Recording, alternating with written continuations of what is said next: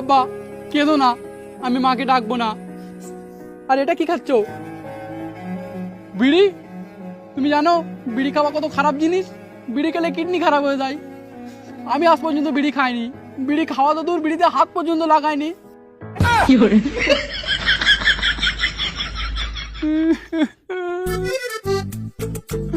আর তুমি এমন ভাবে বিড়ি খাচ্ছ কেন?